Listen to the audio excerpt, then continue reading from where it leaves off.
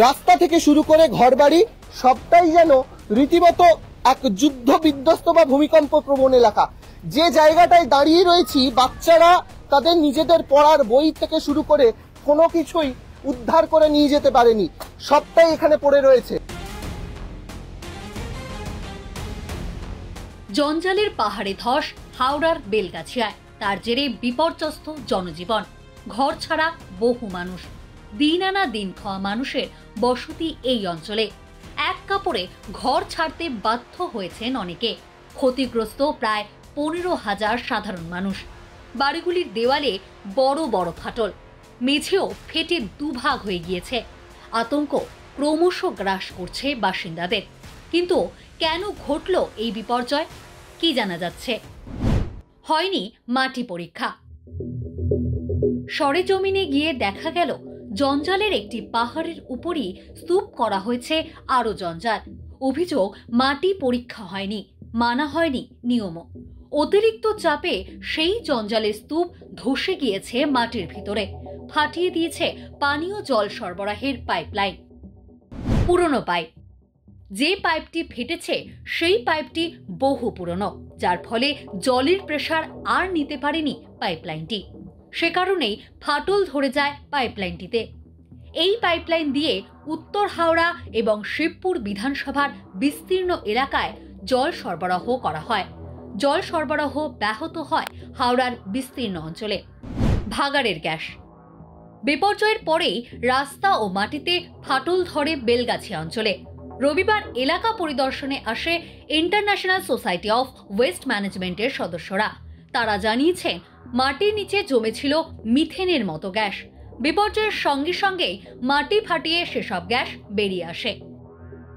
Gas বেড়ে গেছে, gas এনট্র্যাপড হয়েছে। তখন গ্যাস একটা ভলিউমের পরে যখন আরও বেড়ে যাচ্ছে জেনারেশন, তখন ওটা বার্স্ট করেছে। আমার ভাগ্য ভালো যে এটা খুব বেশিভাবে বার্স্ট করে। এবং আরেকটা জিনিস আছে, এই যে গ্যাস যেগুলো এনট্র্যাপড হয়ে আছে তার বেশ কিছুটা কিন্তু ভেতরে জ্বলছে এবং এখনও জ্বলছে। মিথেন গ্যাসের সেলফ ইগনাইশন হয়। আপনি ওপরে যেরকম দেখতে পাচ্ছেন, ভেতরেও কোনো কোনো জায়গায় আছে আমরা দেখতে পাচ্ছি না। এই ইগনাইট করে জ্বলে ওটা যখন অ্যাশ হয়েছে তখন ভলিউম আরও কমে গেছে এবং তার ফলে টোটাল ভয়েরটাকে এবার আইদার উপর করে দিয়েছে গ্যাসের চাপে অথবা নিচের বসে গেছে। এর ফলে ফাটল ধরে ঘর বাড়িতে, উপড়ে পড়ে বিদ্যুতের পোল। তড়িঘড়ি খালি করানো হয় এলাকা। এলাকা পরিদর্শনে আসছে আইআইএসটি শিবপুরের একটি বিশেষজ্ঞ দলও। রবিবার 23শে মার্চ সকালে এলাকা পরিদর্শনে আসেন যুব তৃণমূল জেলা সভাপতি কৈলাস মিশ্র। তিনি আশ্বাস দেন, ঘর ছাড়াদের সব রকম সহায়তা দিচ্ছে প্রশাসন। কেউ একটাও মানুষ যেন আনসেফ না থাকে, তাদেরকে যেখানে নিয়ে যেতে হবে আমরা সেভাবে করবো।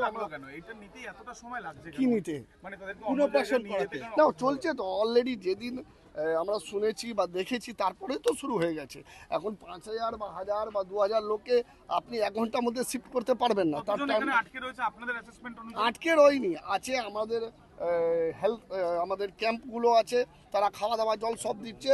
1,000-1,500 লোককে আমরা এখান থেকে শিফট আজকেই, এখন যেখানে নিয়ে যাবে ফ্যামিলি আছে, বাচ্চা আছে, মহিলারা আছে, তো সেরকম জায়গা আমরা শিফট করবো যেন তাদের কোনো অসুবিধা না হয়। অনেক লোককে অলরেডি শিফট করে ফেলেছি আমরা, আর যারা আছে তাদেরকে আজকের মধ্যেই শিফট হয়ে যাবে।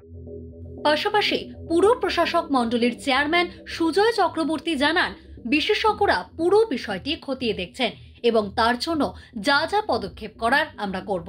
এটা তো যারা জিওলজিক্যাল এক্সপার্ট তারা বলতে পারবে। আজকে আপনারা জানেন আমাদের যাদবপুর থেকে যারা বিশেষজ্ঞ যে তারা টিম, তারা এসে দেখেছেন, তারা সার্ভে করেছেন। আমরা এখনই আমাদের তো মিটিং আছে, তারাও আসবেন, তো সেখানে তাদের থেকে আমরা জানতে পারবো এক্স্যাক্টলি কজটা কি এটা। শুধুই কি জল বিভ্রাট? স্থানীয়রা দাবি করছেন, মাঝে মধ্যে শ্বাসকষ্টের সমস্যাও হচ্ছে বিপুল আবর্জনা স্তূপ থেকে আসা গ্যাসের থেকে। পেটের রোগেরও সমস্যা দেখা দিচ্ছে অনেকের। শ্বাসকষ্ট এক্ষুনি বিরাটভাবে কিছু হয়নি, আমার কাছে অন্তত সেরকম কোনো রিপোর্ট নেই যে খুব ম্যাসিভ কোনো কারোর রেসপিরেটরি ডিস্ট্রেস হচ্ছে বলে। আর জলের ব্যাপারটা তো আমরা জল দিয়ে দিচ্ছি আমাদের সমস্ত জায়গায়, অতএব আশা করছি মানুষ যখন স্বাভাবিক জল পাবে পদ্মপুকুরে, তখন এই জন্ডিস বা এই ধরনের সমস্যাগুলো নিশ্চয়ই কন্ট্রোল হয়ে যাবে।